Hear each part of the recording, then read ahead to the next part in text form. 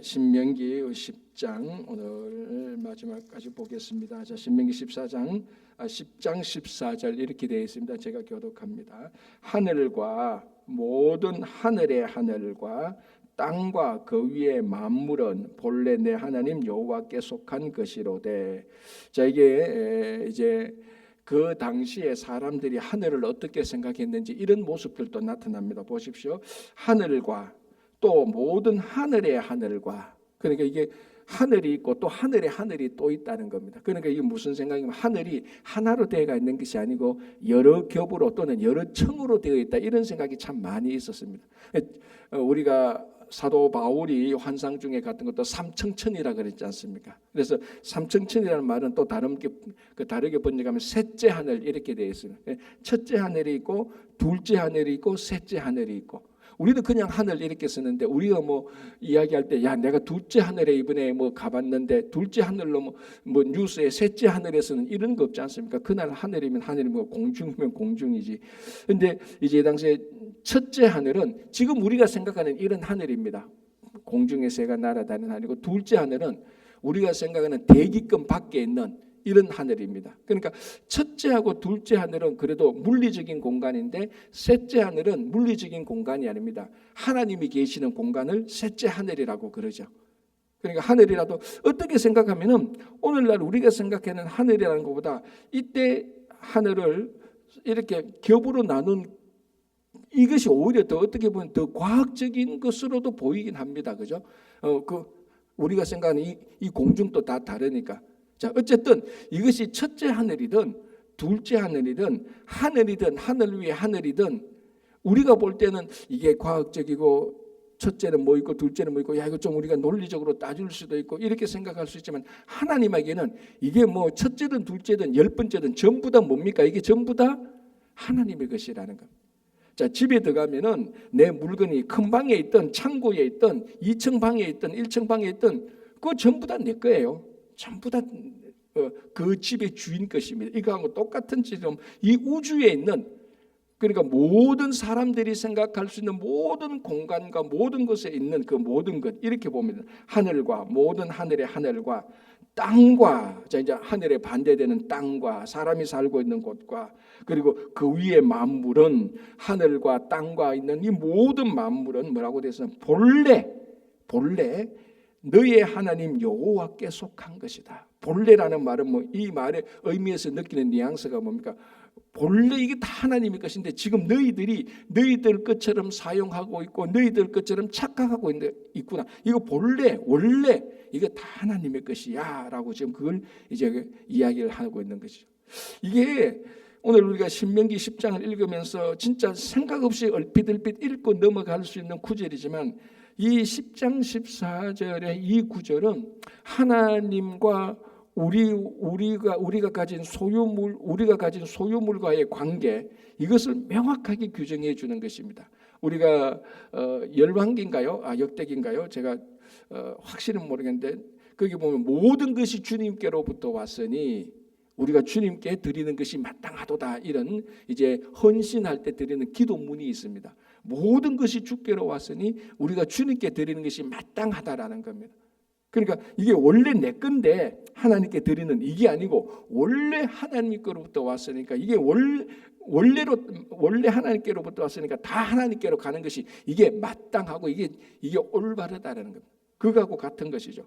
모든 것이 하나님께 속했다. 그러니까 우리가 가지고 있는 모든 소유물도, 심지어는 땅 위에 있는 모든 것이라고 했으니까 우리 목숨까지도 전부 다 하나님께 속했다는 거예요.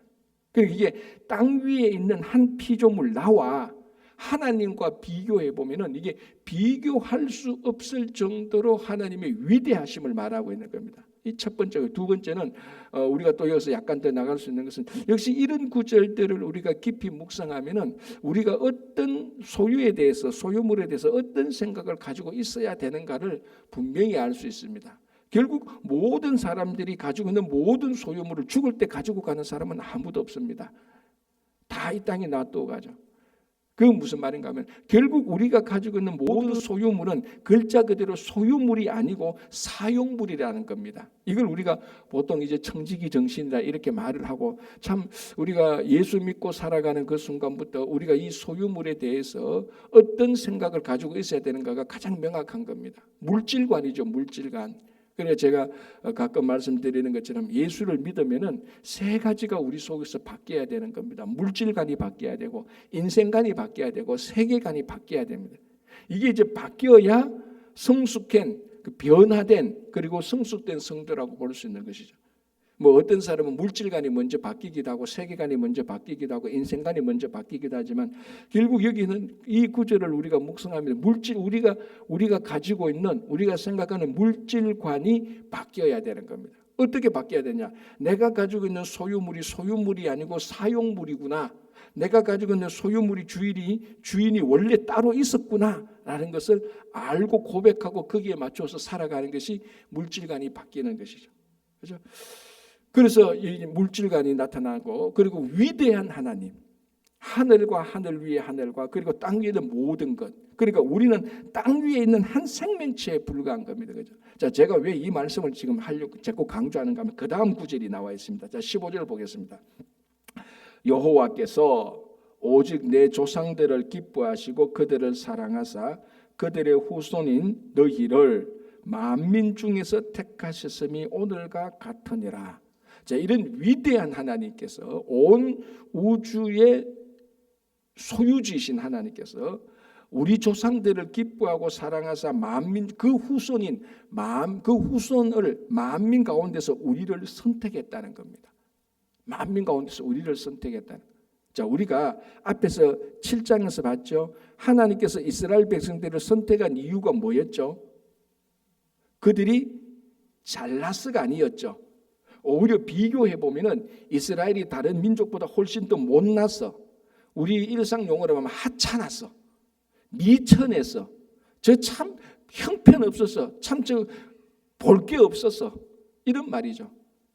또 좀 우리가 좀 그친 말은 좀 찌질했어 이 말이죠.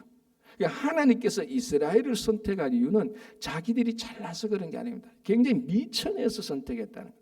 자, 그러면은 지금 14절에 나타난 그 미천한 하찮은 찌질한 이스라엘 백성들을 선택하신 하나님은 어떤 분입니까? 가장 위대하신 분입니다.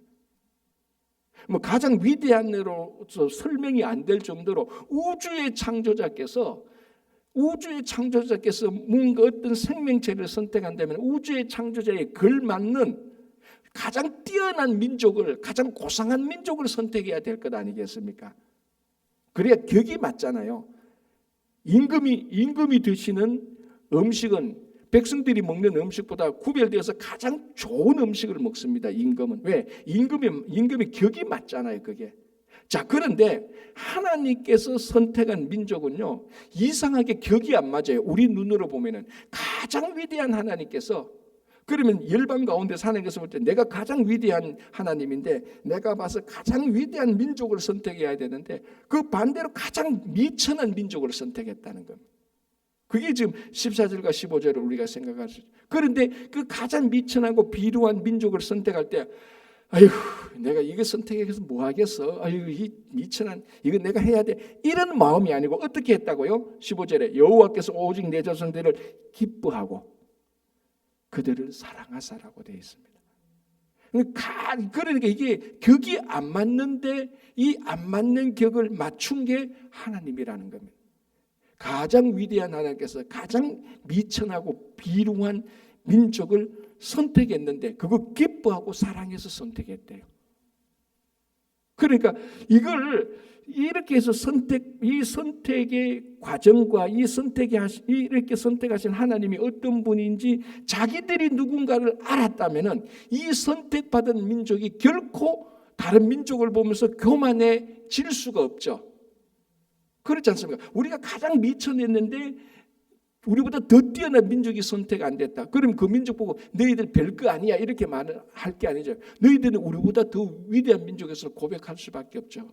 그리고 자기들이 선택받은 것에 대해서 무한한 감사가 있는 겁니다.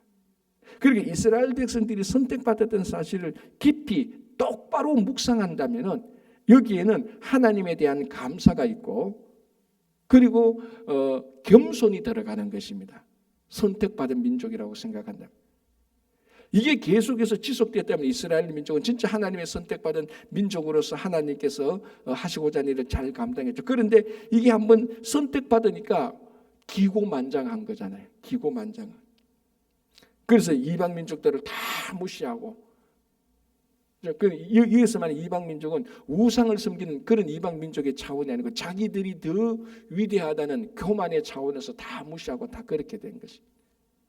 그래서 자기가 선택받은 것에 대해서 감사가 있어야 돼. 감사가 있고 자질을 저질로 겸손해지고 그러면 하나님께서 나같이 미천한 민족을 왜 선택했을까라고 왜 나 같은 민족을 선택했을까라는 선택의 목적을 고민하게 되는 겁니다. 선택의 목적을 고민하고 보니까 하나님 그 위대하신 하나님이 나만을 사랑하는 것이 아니고 모든 열방을 다 사랑한다. 이걸 이제 발견하게 되는 거죠. 우리 그 자식들이 엄마는 나만 사랑해 하고 나중에 철들고 보니까 엄마는 나만 사랑하는 게 우리 자녀들 다 사랑했구나. 그걸 알게 되고 진짜 엄마의 위대한 사랑을 알게 되는 거죠. 나만 사랑해서 위대한 엄마가 아니고 나 말고 다른 형제들도 똑같이 사랑해서 위대한 어머니의 사랑을 알게 되는 겁니다. 그래서 오늘 여기 15절에 그 택하셨다라는 이 구약성경에서 가장 중요한 또 말씀이 나오는 겁니다. 그렇게 선택했기 때문에 우리가 그리스도 안에서 선택을 받은 겁니다. 이 선택받은 이 원리와 이 신앙의 정신이 오늘날 우리들한테 똑같이 있어야 되는 것 아닙니까? 그죠? 우리가 그리스도 안에서 구원받은 것에 대해서 감사하고 그리고 그 구원받은 사람으로서 겸손하고 내가 구원받은 목적이 뭔지 내만 구원받고 사는 것이 아니고 다른 사람들에게도 이 구원의 메시지를 전해야 되는 그것이 정말로 우리가 이스라엘 민족이 선택받아서 교만해진 것을 반면교사 삼아서 우리는 정말 그리스도 안에서 선택받은 것에 대한 감사와 겸손으로 그리고 복음 전함으로 살아야 되는 겁니다. 자 16절 그러므로 너희는 마음의 할례를 행하고 다시는 목을 곧게 하지 말라. 자 우리가 앞에서 9장 특별히 이 9장에서 이스라엘 백성들이 목이 곧은 백성으로서 크게 두 개를 범죄를 했지 않습니까? 거기에 금송아지 숭배하고 가나안 정탐할 때 악평하면서 가나안에 들어가지 못하겠던 그 이유가 뭐라고 말했죠? 다른 표현은 너희들은 목이 곧았다라고 말을 하는 겁니다. 그렇죠? 그래서 다시는 목을 곧게 하지 말라라고 말하면서 목을 곧게 하지 않게 되는 방법이 있다는 겁니다. 그게 뭡니까? 앞에 마음의 할례를 받아라. 자, 목이 곧다는 것은 뻣뻣하다. 우리가 볼 때 강팍하고 교만하고 자기 자랑에 빠지고 이런 의미를 다 포함하는 거죠. 목이 곧다는 것은. 그러나 마음의 할례를 행한다면 진심으로 마음의 할례가 있는 사람은 목이 곧을 수가 없습니다. 자, 할례라는 게 뭡니까? 하나님과 이스라엘 백성들의 언약이지 않습니까? 그죠? 그런데 이스라엘 백성들은 늘 구약 시대 때 그 할례의 표시를 가지고 자기들은 할례 받은 민족이라고 이렇게 생각을 했습니다. 하나님도 여전히 할례를 중요하게 생각했죠. 그러나 하나님께서 아브라함에게 할례의 언약을 주고 하나님께서 계속해서 보신 것은 그 육신의 할례가 아니고 마음의 할례를 본 것입니다. 그래서 하나님께서 구약시대 때부터 혈통이나 인종이나 민족이나 신분이나 지위나 이런 외관적인 할례를 본 게 아니고 그 마음의 할례를 본 것이죠. 그리고 실제로 구약에서도 그런 것들이 나타났습니다. 왜냐하면 이방 사람들도 마음의 할례를 받고 하나님을 여호와를 자기 하나님으로 섬겼을 때 구원받았잖아요. 이미 구약시대 때 라합도 그랬고 우리 그 이미 아는 대로 룻도 그랬고 그런 사람들 이방 여인인데도 다 예수를 믿고 그때는 예수를 안 믿고 그때는 하나님을 여호와를 자기 하나님으로 받아들여서 구원을 얻었단 말이죠. 그래서 너희는 마음의 할례를 행하고 라고 말하는 거예요. 그러니까 결국 구약시대 때부터 육신의 할례를 가지고 우리가 육신의 할례를 받았기 때문에 우리는 자동적으로 하나님의 선택한 백성이고 자동적으로 이방 민족은 우리를 건드리지도 못하고 이런 게 아니라는 겁니다. 정말 마음 중심은 마음의 할례를 받아라라고 이렇게 얘기를 합니다. 그래서 마음의 할례를 받아라. 그래서 그 다음 구절에 뭐가 나옵니까? 17절에 중간에 보면은 사람을 외모로 보지 아니하신다라는 겁니다. 자, 육신의 할례의 특징은 뭡니까? 외모로 보이는 겁니다. 할례의 표시가, 그죠? 마음의 할례는 외모로 안 보이는 겁니다. 하나님은 외모를 보는 게 아니죠. 육신의 할례를 보는 것이 아니고 마음의 할례를 본다는 것입니다. 하나님께서 외모를 보지 아니하신다, 이 말은 이미 이후에도 앞으로도 계속해서 하나님께서 이걸 보실 것입니다. 그래서 하나님은 인종이나 어떤 신분이나 지위나 혈통이나 이런 것을 보고 이미 구약 시대에도 그런 것을 보고 구원하시는 하나님은 애초부터 아니었습니다. 애초부터 하나님께서 구원하는 방식이 달라서 그랬지, 하나님이 구원하는 대상은 애초부터 모든 열방을 포함한 하나님의 피조물이었습니다. 애초부터 구약 시대는 이스라엘을 구원하고 신약 시대는 이방 민족을 구원하고 그게 아니었지 않습니까? 원래부터 하나님은 이스라엘 민족과 이방 민족과 이스라엘 민족을 동일하게 다 구원하는 것입니다. 왜? 하나님은 외모를 안 보니까, 육신의 할례를 보는 게 아니고 마음의 할례를 보니까. 그래서 라합이나 루시라는 이런 여인들이 마음의 할례를 받고 여호와를 믿었을 때, 여호와를 자기 하나님을 섬겼을 때 다 구원의 반열로 다 들어오게 된 것입니다. 그죠? 자, 다시 16절 17절 연속해서 보겠습니다. 그러므로 너희는 마음의 할례를 행하고 다시는 목을 곧게 하지 말라. 그래서 이 마음의 할례를 행할 때 하나님의 말씀을 수용할 수가 있습니다. 자, 여기 그 다음에 나온 게 목을 곧게 하지 말라, 뻣뻣하지 말라, 교만하지 말라. 이 교만의 반대가 어떻게 보면 마음의 할례입니다. 할례라는 게 뭡니까? 여러분 다 아시다시피 그 남성 생殖기 표피를 잘라내서 부드러운 살이 나오게 하는 것 아닙니까? 그죠? 그러니까 이게 우리가 많은 선지자들이 교만한 이스라엘 백성들, 하나님의 말씀을 받지 않았을 때 그 마음의 상태가 강팍해졌을 때, 그 마음이 뻣뻣해졌을 때, 그 마음이 굳어졌을 때 했던 메시지가 이거였습니다. 너희는 마음의 할례를 받아라.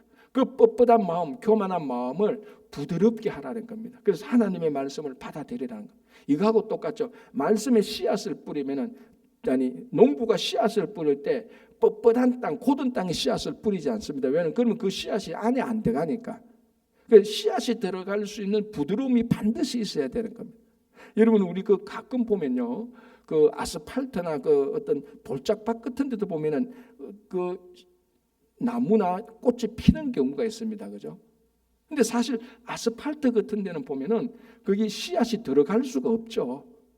그런데 가만히 살펴보면은 그 아스팔트 그 텀 가운데, 사람이 발견하지 못한 텀 가운데 흙이 있어서 그 안에 씨앗이 들어가서 거기서 싹을 틔우는 겁니다. 그러니까 그 전체적으로 보면 전부 다 아스팔트인데 그 약간 비좁은 틈에 거기에 흙이 들어가고 그 땅에는 부드러운 흙이 있었다는 거다. 거기에 씨앗이 떨어진 것은 싹을 맺는 것입니다. 그러니까 마음의 할례라는 것은 우리 마음에 하나님의 말씀을 말씀의 씨앗이 들어올 수 있는 상태를 말하고 있습니다. 우리가 굳이 제가 씨 뿌리는 비유를 말하지 않아도 가시덤불이나 돌짝밭이나 길가에 떨어진 밭은 씨를 맺지 않고 옥토에 떨어진 그 씨가 열매를 맺는, 이거하고 똑같아요. 그리고 여기서 말하는 옥토는 예수님의 비유를 따져서 말하자면 그 옥토가 마음의 할례를 받은 땅하고 마음의 할례를 받은 마음하고 상태가 똑같은 겁니다. 그래서 늘 우리가 이 마음의 할례를 받아서 말씀을 수용할 수 있는, 그래서 말씀으로 자라갈 수 있는 그런 상태로 우리가 이 말씀을 받아야 되는 겁니다. 자, 18절 19절 보겠습니다. 아주 유명한 구절이죠. 고아와 과부를 위하여 정의를 행하시며 나그네를 사랑하사 그에게 떡과 옷을 주시나니 너희는 나그네를 사랑하라. 전에 너희도 애굽 땅에서 나그네 되었습니다. 이 18절 19절. 그래서 구약에서 하나님은, 제가 전에도 한번 말씀드렸는데, 하나님은 편애하시는 하나님이에요. 여러분, 하나님이 공평하신 하나님이다? 그렇지 않죠. 하나님은 편애하시는 하나님. 근데 하나님은 편애하시는 이 하나님의 편애를 통해서 공평이 이루어지게 하는 겁니다. 궁극적으로는 하나님의 공평하심이 드러나는 거죠. 그런데 하나님의 공평하심이 드러나는 방식이 우리들 생각으로 볼 때는 때로는 하나님 이거 편애하시는 것 아니에요? 라는 그런 모습으로 보인다는 겁니다. 예를 들자면 하나님은 구약성에서 어떤 사람을 편애하죠? 고아와 과부와 나그네를 하나님은 편애하세요. 우선적으로 사랑하세요. 하나님께서. 그 구약에 나타나는 하나님의 계속해서 주는 메시지입니다. 그러나 여기서 한 가지 우리가 오해해서는 안 되는 것이, 하나님이 고아와 과부와 나그네를 우선적으로 사랑한다고 해서 이 사람들이 죄를 짓고 잘못했는데도 사랑한다는 말은 절대로 아닙니다. 이것이 중요한 겁니다. 그래서 한동안 좀 우리 신학계를 볼 때 1960년대, 70년대, 80년대 보면은 이 구절이 너무 중요해서 이 구절을 너무 중요해서 고아와 과부와 나그네를 사랑하면서 이들이 잘못하고 이들이 죄를 짓는 것에 대해서 너무 관대해져 버렸습니다. 하나님이 이들을 너무 사랑하니까. 그러나 우리는 정확히 봐야 됩니다. 하나님께서 고아와 과부와 나그네를 굉장히 사랑하는 것은 성경에 명백히 나타난 사실이고 하나님입니다. 그러나 조심해야 될 것은 그럼에도 불구하고 이 사람들이 여전히 우상을 섬기거나 잘못하면 똑같이 하나님은 징계를 내리시는 겁니다. 요거 구별은 진짜 중요한 겁니다. 그래서 한동안은 우리가 고아와 과부와 나그네였던 사람인데 하나님은 우리를 사랑하십니다라고 말하면서 그 사랑의 몰입됨으로 말미암아 자기들의 행실은 교만해지기 시작한 겁니다. 마음대로 하기 시작. 하나님은 누구든지 간에 그런 사람은 또 하나님은 심판하시는 것이죠. 그죠? 요걸 우리가 잘 구별하면 되는 겁니다. 그러나 하나님은 이렇게 약한 자, 소외된 자를 우선적으로 사랑해서 이 세상에 하나님의 공평함이 이루어지려고 하는 겁니다. 제가 늘 얘기하지 않습니까? 여기 10개 가진 애와 5개 가진 애가 있습니다. 공평하게 나눠주려면 두 사람에게 똑같이 10개씩 나눠줘야 공평합니까? 사실은 아니거든요. 10개 가진 사람은 2개만 주고 5개 가진 사람은 7개를 줘야 12개씩 해서 공평해지는 거예요. 그러면 10개 가진 사람이 5개 가진 사람에게 7개 주는 하나님을 볼 때 편애하신 하나님이라고 생각을 할 수밖에 없단 말이에요. 그래서 하나님 그런 편애를 통하여서 공평하게 만드시는 겁니다. 그래서 하나님께서 우리 같은 사람을 편애해서 이방인 같은 우리 같은 사람을 편애해서 우리를 그리스도의 사랑을 더 많이 느끼도록 한 거예요. 그래서 어쩌면은 이 고아와 과부와 나그네를 사랑하시는 하나님의 위대하신 편애하심이 있었기 때문에 여러분들은 몰라도 이런 편애하심 때문에 나가 구원받았다는 것은 저는 고백하는 거예요. 하나님이 편애하지 않았다면 내 같은 사람은 구원받을 어떤 그런 자격이나 조건에도 안 들어갈 수가 충분히 있는 겁니다. 그래서 고아와 과부와 나그네를 사랑하신 하나님, 그것은 진짜 공평하신 하나님이에요. 그게 진짜 공평. 왜? 그 사람들은 더 아픔이 있기 때문에 더 위로가 필요하고. 그렇죠? 그러나 그런 사람조차도 하나님 앞에서 그런 사람들도 우상을 섬기고 잘못하면 징계가 있다는 것은 우리가 정확히 알고 있어야 되는 거죠. 자, 19절 너희는 나그네를 사랑하라. 자, 요런 가운데서 특별히 또 고아와 과부와 나그네 가운데서 나그네를 한 번 더 언급하는 이유가 뭡니까? 원래 너희들이 애굽에서 나그네가 아니었느냐. 그래서 나그네를 잘 사랑하고 나그네를 잘 대접하라. 이미 우리가 아브라함 때부터 우리가 계속 살펴본 것이 뭡니까? 나그네를 사랑하고 잘 대접하는 것. 이게 원래 성경에 나타난 하나님의 자녀들이 사람을 대하는 중요한 방식입니다. 그렇죠? 자, 이제 하나만 더 보겠습니다. 22절 보겠습니다. 애굽에 내려간 내 조상들이 겨우 70인이었으나 이제는 내 하나님 여호와께서 너를 하늘의 별같이 많게 하셨느니라. 여기서 이제 하나님께서 누구에게 주신 약속이 성취됩니까? 아브라함에게 주신 약속이 지금 성취되고 있지 않습니까? 자, 보십시오. 뭐가 성취됐습니까? 지금 자녀에 대한 약속이 성취됐죠. 너희들이 애굽에 내려갈 때 70명이었다. 그런데 이제는 하늘의 별같이 되었다라. 자, 이제 자녀에 대한 약속이 성취되었다고 보고, 물론 계속해서 성취되고 있는 중이지만, 그럼 이제 무슨 약속이 남아 있습니까? 땅에 대한 약속이죠. 그게 지금 신명기에서 계속 말하고 있는 거 아닙니까? 너희들이 가나안 땅에 들어가거든 그 땅을 차지하라. 그래서 오늘 다 보기는 좀 어렵겠지만요. 7절 보시기 바랍니다. 11장 7절 이렇게 되어 있습니다. 11장 8절. 그러므로 너희는 내가 오늘 너희에게 명하는 모든 명령을 지키라. 그리하면 너희가 강성할 것이요 너희가 건너가 차지할 땅에 들어가서 그것을 차지할 것이다. 자, 10장 앞에서 이제 애굽에 내려간 70명이 하늘의 별처럼 되었고, 이제 남은 땅, 이 땅은 너희들이 이제 가나안 땅에 들어가서 그 땅을 차지하게 될 것이다. 결국 하나님께서 아브라함에게 했던 약속의 성취가 이루어지고 있는 것입니다. 아브라함 당대 때에는 아들은 자녀는 약속의 자손 이삭 하나밖에 없고 땅이라고 해봐야 헷 족속에서 은 400주고 은 400세겔 주고 그 구입한 땅, 그것도 사는 땅이 아니고 거주지가 아니고 매장지, 그거 하나밖에 없었던 아브라함을 통하여서 그 자손의 자손을 이어서 결국 하늘의 별처럼, 그리고 그 한 국가가 형성할 수 있는 그 땅을 다 차지하게 되는 겁니다. 그래서 우리가 성경을 전체로 이렇게 보면서 하나님께서 어떻게 이스라엘 백성들에게 약속을 주었고 어떤 과정들을 통해서 약속이 이루어지고 이런 것들을 우리가 보면서 이 이스라엘 약속이 그냥 우리가 팔짱 끼고 하나님께서 이스라엘 민족을 저렇게 선택했고 저 민족이 저렇게 저런 민족 드라마를 보듯이 떨어져서 드라마를 보는 것이 아니고 이 이야기가 오늘날 우리들에게도 통일하게 이루어지는 이야기입니다. 이제 이것을 믿는 자들에게는 이 믿음의 역사가 이루어지는 것이고 안 믿는 자들에게는 계속해서 이 성경에 나온 게 그냥 남의 이야기예요. 그냥 듣기 좋은 남의 이야기고 어떻게 보면 성공 스토리에 불과한 겁이에요. 아직도 가만히 우리 성도들하고 많이 얘기해 보면요, 그냥 성경은 성경 이야기예요. 어떤 분은 성경은 자기 이야기가 아니라는, 자기 삶 속에 들어오는 이야기가 아니라고 그 믿음이 없는 분들도 없잖아, 있단 말이죠.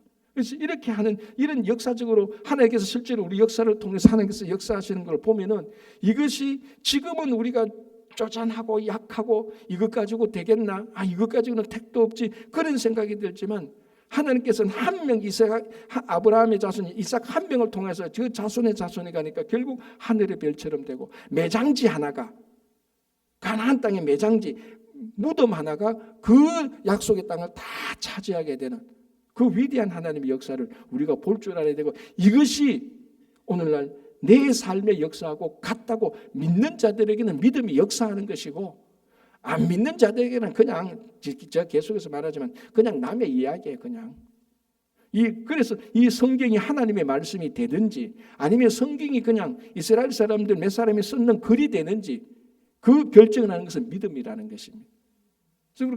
그래서 여러분 모두에게 믿어서 우리 당대에는 이 일이 이루어지지 아니한다 할지라도 우리의 자녀와 자녀들 통해서는 이 이루어지는 믿음을 가지게 될 때 우리는 이 세대를 마치고 하늘나라에서 이 땅에서 이루어지는 그것을 우리는 다 볼 수 있는 것 아니겠습니까?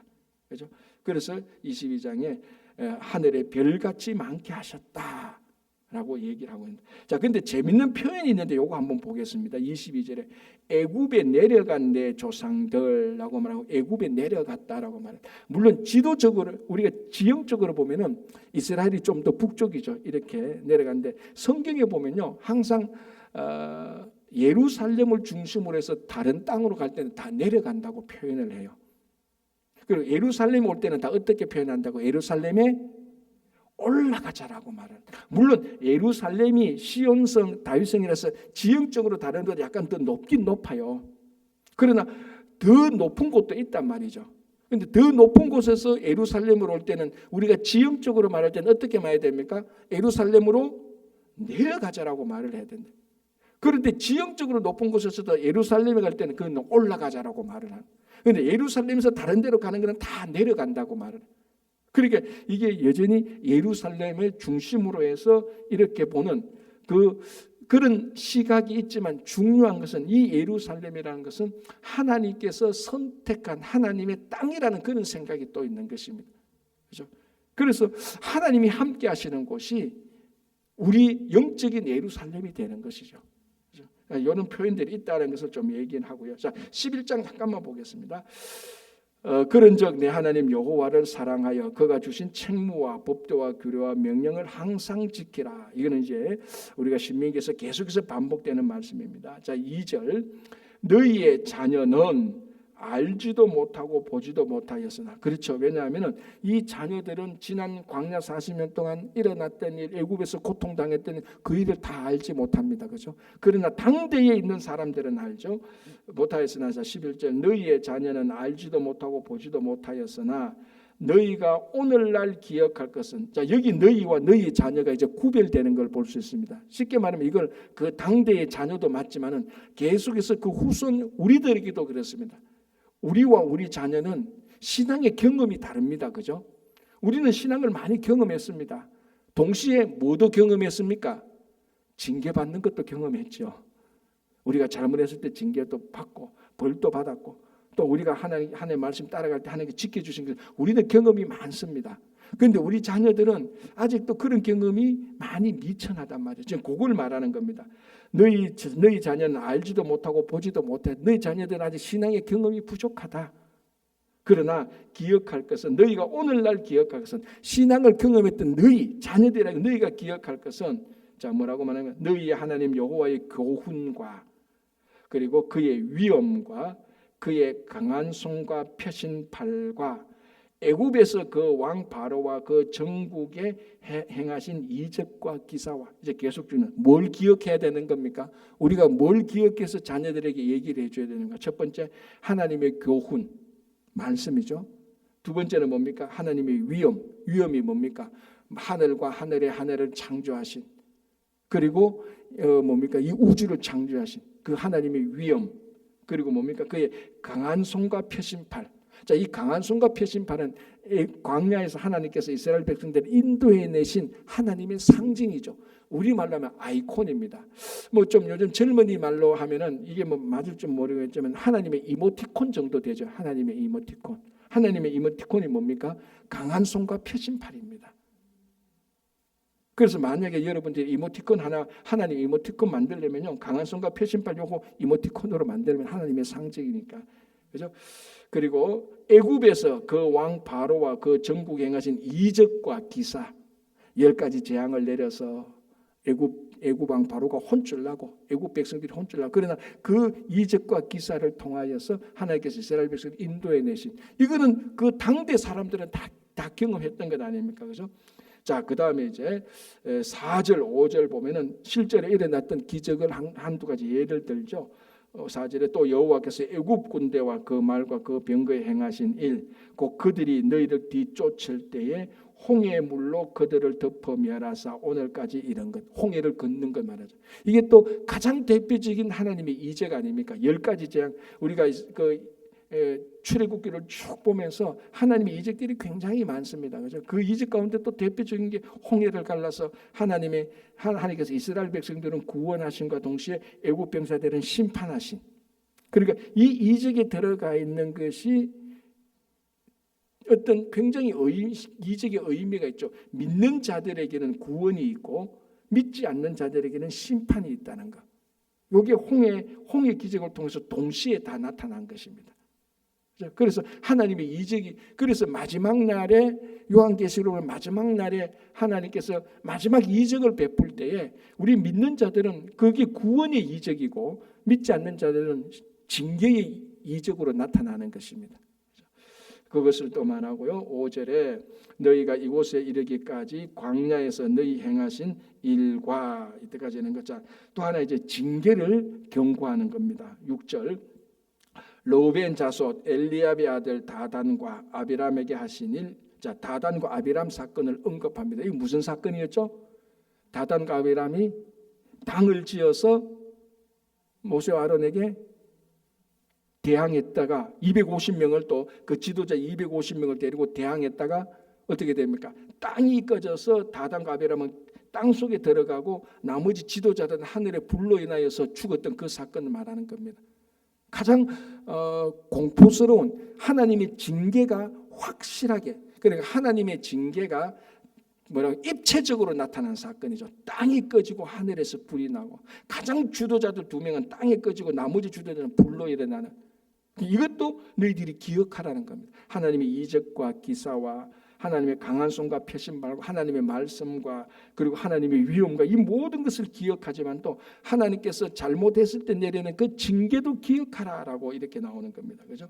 자, 7절에 이제 마지막으로 하죠. 너희가 여호와께서 행하신 이 모든 선의를 너희의 눈으로 보았다. 너는 이것을 기억하고 너희 자녀들에게 계속해서 이 기억한 것들을 계속해서 반복해서 교훈해서 너희 자녀들이 가나안 땅에 들어가서 하나님을 섬기고 살도록 하라 이 말입니다. 오늘 우리가 여기까지 보면서 계속해서 되는 우리가 모세의 설교를 우리가 들으면서 우리가 가나안 땅에 살고 있는 이 가나안 땅에 해당하는 이 미국에 살고 있는 우리들이 지금 우리가 뭘 놓치고 있는지 뭘 지금 계속해서 해야 될지 그것을 늘 생각하고 성숙한 하나님의 자녀들이 되기를 바랍니다. 기도하겠습니다. 하나님 아버지 감사합니다. 오늘 또 신명기를 통한 하나님의 말씀을 들으면서 우리가 뭘 부족한지, 무엇을 계속해야 되는지, 또 위대한 하나님의 사랑을 놓치고 있지는 않은지, 우리가 교만한지 나태한지, 우리가 우리 자신을 속이고 있는 것인지 한번 우리가 되돌아볼 수 있도록 은혜를 베풀어 주시옵소서. 특별히 어제까지 우리 유스그룹 수련회를 하나님 은혜 가운데서 잘 마칠 수 있도록 인도해 주셔서 감사합니다. 이제 내일부터 또 우리 초등부, 유치부, 유아부 여름 성경학교가 시작됩니다. 하나님께서 시작에서부터 끝까지 지켜주셔서 우리 자녀들이 믿음 가운데서 잘 자랄 수 있도록 인도해 주시고, 수고하시는 모든 손길들 하나님 함께하여 주셔서 하나님께서 그 수고하는 손길들 피곤하지 않도록 인도해 주시옵소서. 8월 24일에 있을 또 성경 퀴즈를 통하여서 하나님께 큰 영광이 돌고 우리가 더 하나님의 말씀을 많이 알고 지켜나갈 수 있도록 도와주시옵소서. 이 시간에도 육신의 아픔을 다 겪고 있는 우리 형제자매들 주님께서 함께해 주시고, 치료하는 강선을 비추어 주셔서 그들을 속히 회복시켜 주시고, 마음의 시험을 당하거나 낙심된 심령들 주님께서 빨리 회복시켜 주셔서 하나님의 말씀 가운데서 또 든든히 살아갈 수 있도록 인도하여 주시고, 오늘 또 이곳에서 올려드리는 모든 기도를 다 들어주실 줄 믿으며 감사하며 예수님 이름으로 기도합니다. 아멘.